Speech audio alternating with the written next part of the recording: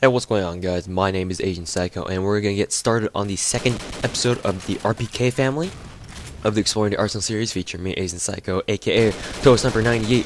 And in this episode, like I said before, we're going to cover the RPKs mod, the GP rare variant of the RPK. Now, right off the bat, it is a very inaccessible weapon for those guys who are not high ranks like I am. Looking at the background information on the RPKs mod, I can tell you right off the bat that it is the single most expensive machine gun in the entire arsenal at 1650 GP a day. This is very pricey, and it's nearly twice as much as like the cheapest machine gun that you can get, like for example the Mini-Me, or I think the K3 also costs only like I actually no, the K3 costs 1050 GP a day. I'm thinking of the M60 and the what is it, the Mini-Me machine guns both cost only 950 GP a day, and compared to this one, this is very much so cheaper, and it also has a relatively high rank requirement at Major 5, so it's not like any guys are going to have your hands on this anytime soon unless you get lucky and pull it out from this G case. But anyways, let's get started on the RPKs mod review. Now, this review will be itself very short in terms of like the commentary, but I'm definitely sure that there will be a lot more gameplay of the RPKs mod itself without me actually talking. After my audio commentary is done, the video. What I mean by that is after the audio commentary is done, the video will still go on, and you guys can see more gameplay of the RPKs mod because it's quite the rare machine gun. Because not many people have it, so. Let's get started on the RPKs mod review. I said that before, I know. So, statistically speaking, it is no different from the original RPK. It's got the same damage, portability, rate of fire, accuracy, recoil, all that stuff. Basically, you can think of the RPKs mod as the original RPK with the sniper scope on it. That's the one difference that the RPKs mod has over the original RPK. I wouldn't say unique because its scope is basically the Dragunov scope, but it's definitely a very useful scope. Like I mentioned before, it has the Dragunov scope, which makes sense because, you know, the RPK is of Russian design, and because the Dragunov SVD is also Russian design, it kind of makes sense that they have the same scope. So there you have it. The RPKs mod does have its own sniper scope pre-attached to it, so it is very useful. I just wish that you could put scopes on machine guns regardless of whether or not it's the RPKs mod or just like a regular machine gun. Like, I wish you could put like a sight on for example, I think the MK48, for example. I mean, even though it does have it has extremely high recoil, the machine gun. I mean, I wouldn't mind, because I mean, when you get used to controlling machine gun recoil while aiming down a scope, like say with the MG36 or the RPKs mod or the MK48 mod 0 cam, or just the mod 0, not the mod 0 camo. Anyways,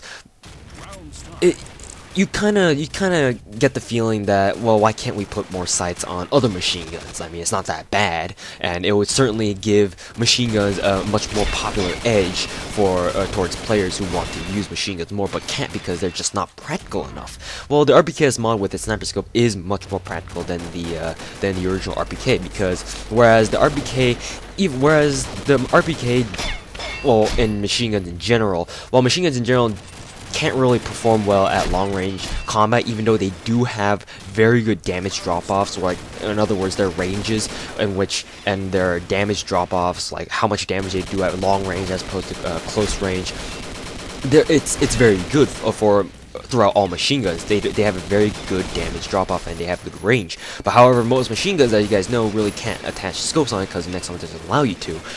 So you can't really utilize that kind of long range ability that kind of makes up the kind of, I don't know, I wouldn't say, well, I guess it would make sense if I said it kind of makes up the potential, but it only stays as potential because you can't use it. So the RPKs mod and other machine guns that do have a certain array of scopes on them already pre-attached is what makes these machine guns so much better. And the RPKs mod, like I said, is basically the same original RPK with the Dragunov sniper scope on it. So this means that you can definitely this means that now middle range combat and like maybe a little bit into the long range aspect of the RPKs mod is definitely a viable option for you. And surprisingly enough, its tap fire ability was a lot better than I expected. It's much better than the MK48 mod 0.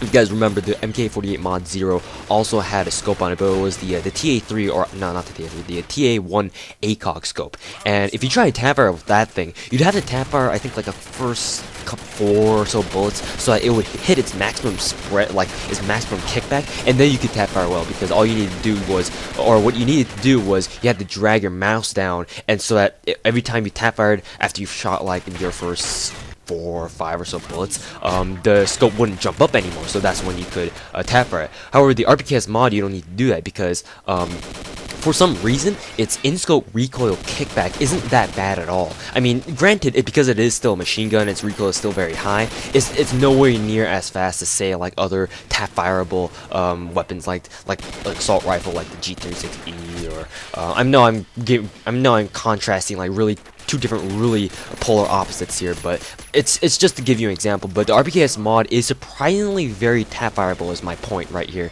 You can definitely take the time to tap fire at people who are either staying still or running around but don't know where you are and you have clear visual on them. Then go ahead and try to take them out with your tap fire if you do have this machine gun, because its sniper scope is actually quite accurate. It's surprisingly accurate. Though again, granted, because it's only a machine gun and its accuracy is nowhere near as high as other assault rifles, you're gonna have some difficulty at long range, at like conventional sniper range, so don't use it for that, obviously. But any middle range or kind of pointing into the long range combat aspect is good game for the RPKs mod. So if you do have this machine gun and you are using it, don't be afraid to try to engage enemies at middle or long range, because it's definitely having a scope is better than having no scope. So there you have it.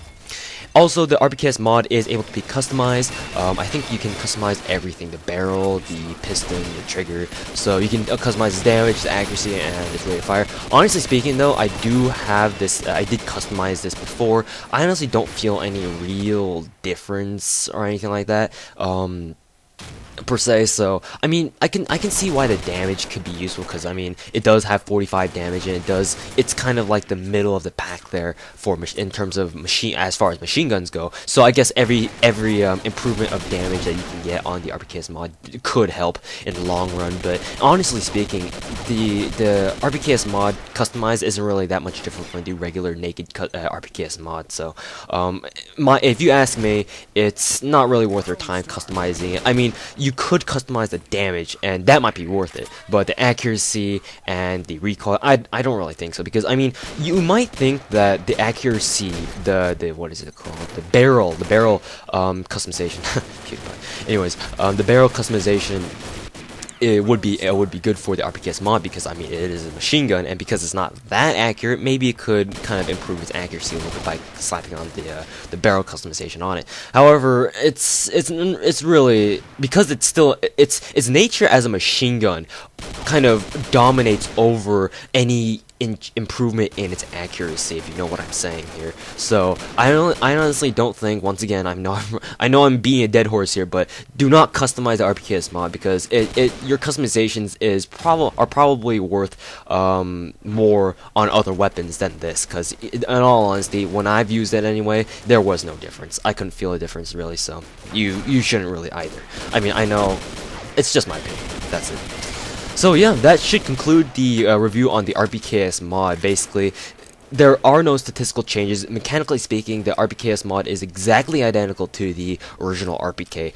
All it's different is its sniper scope, but that sniper scope itself is extremely significant in that its overall practicality is much more increased. Well, I shouldn't say much more, I should say just much increased.